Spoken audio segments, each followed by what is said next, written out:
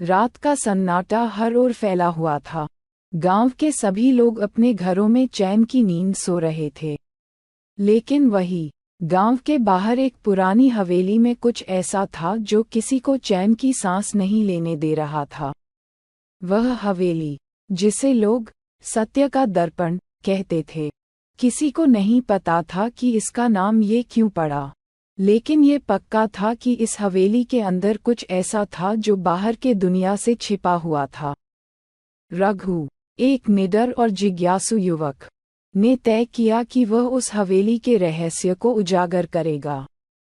लोग कहते थे कि जिसने भी उस हवेली में कदम रखा, वह फिर कभी वापस नहीं आया। लेकिन रघु को इन बातों पर विश्वास नहीं था। उसे विश्वास था कि हर चीज का एक तर्क होता है और वह इस तर्क को जानने के लिए तैयार था। रात के ठीक 12 बजे रघु ने हवेली की ओर कदम बढ़ाए। हवेली के बड़े बड़े दरवाजे के पास पहुंचते ही एक ठंडी हवा का झोंका आया, जिससे रघु के रोंगटे खड़े हो गए। उसने अपने आप को संभाला और दरवाजे को खोलने के लिए हाथ बढ़ाया। दरवाजे का हत्था बहुत ही ठंडा था, जैसे किसी बर्फ के टुकड़े को छू लिया हो। दरवाजा धीमी आवाज के साथ खुला और रघु अंदर दाखिल हो गया। अंदर की दीवारें काली थीं, जैसे कई सालों से किसी ने उन्हें छुआ न हो। फर्श पर धूल की मोटी परत जमी थी। रघु ने अपने टॉर्च की रोशनी चारों ओर घुमाई। अचानक उसकी नज़र एक बड़े दर्पण पर पड़ी, जो कमरे के एक कोने में खड़ा था। दर्पण पर कुछ अजीब सी आकृतियां उभर रही थीं, जैसे कोई उसमें से झांक रहा हो। रघु ने पास जाकर उस दर्पण को ध्यान से देखा। अचानक उसे अपनी परछाई के पीछे कुछ हिलता हुआ नजर आया। वह चौंक गया और पीछे मुड़ा, लेकिन वहां कोई नहीं था। वह वापस दर्पण की ओर मुड़ा और देखा कि उसकी परछाई उसकी ओर इशारा कर रही थी। उसकी सांसें थम गईं, लेकिन उसने अपने आप को हिम्मत दी और आगे बढ़कर उस दर्पण को छुआ। जैसे ही उसने दर्पण को छुआ, दर्पण का सतह पिघलने लगा और एक काले धुएं की तरह चारों ओर फैल गया। अचानक रघु को ऐसा महसूस हुआ जैसे वह कहीं और पहुंच गया हो। उसने देखा कि वह एक छोटे से गांव में खड़ा है, लेकिन यह उसका गांव नहीं था। लोग अजीब कपड़े पहने हुए थे। उनके चेहरे पर डर का भाव था। एक बूढ़ी औरत उसके पास आए और बोली, तुम यहाँ क्यों आए हो? यहाँ से निकल जाओ, जब तक तुम्हारे पास समय है।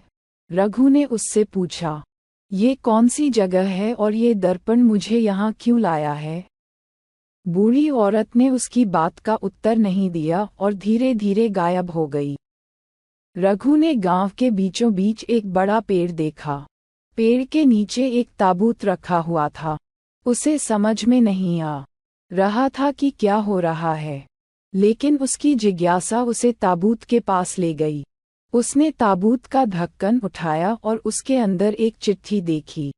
चिट्ठी में लिखा था, सत्य का सामना करने के लिए तुम्हें अपने ही डर का सामना करना होगा। अचानक हवेली के दरवाजे जोर से बंद हो गए और पूरा कमरा गहरे अंधकार में डूब गया। रघु की धड़कनें तेज हो गईं।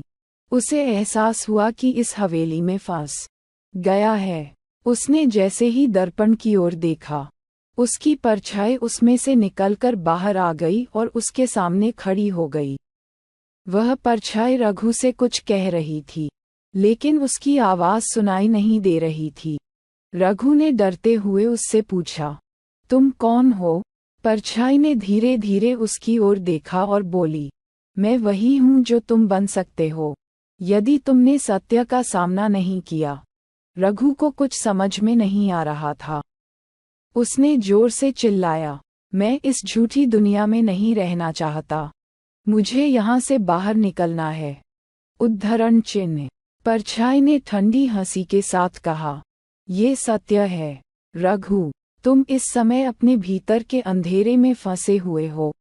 रघु ने अपनी आंखें बंद कर लीं और मन ही मन प्रार्थना करने लगा।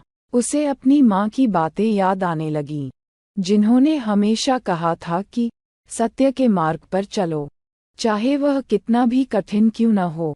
रघु ने अपनी आंखें खोलीं और दर्पण की ओर देखा। उसने अपनी पूरी शक्ति से उस दर्पण को तोड़ने की कोशिश की, लेकिन दर्पण पर एक खरोंच भी नहीं आए। तभी उसने सोचा कि शायद सत्य का सामना करने के लिए उसे खुद को स्वीकार करना होगा, अपने डर से लड़ना होगा। उसने साहस जुटाया और जोर से कहा, मैं अपने अतीत के गलतियों को स्वीकार करता हूँ। मैं अपने डर को पहचानता हूँ और उसे दूर करता हूँ। जैसे ही उसने ये कहा, दर्पण टूटकर बिखर गया और उसके साथ ही हवेली की दीवारें भी गायब हो गईं। रघु फिर से उसी पुराने कमरे में था, लेकिन इस बार वहां कोई डर नहीं था। रघु ने देखा कि दर्पण के पीछे एक छोटा सा दरवाजा था। उसने दरवाजा खोला और वहां एक चमकता हुआ संदूक देखा। संदूक के अंदर सोने की नहीं, बल्कि एक पुस्तक थी। पुस्तक के पहले पन्ने पर लिखा था, सत्य का दर्पण वह दिखाता है जो हम अपने भीतर छुपाते हैं। रघु ने समझ लिया कि असली खजाना बाहरी चीजों में नहीं, बल्कि हमारे भीतर है। वह गांव वापस लौटा और लोगों को इस हवेली का रहस्य बताया।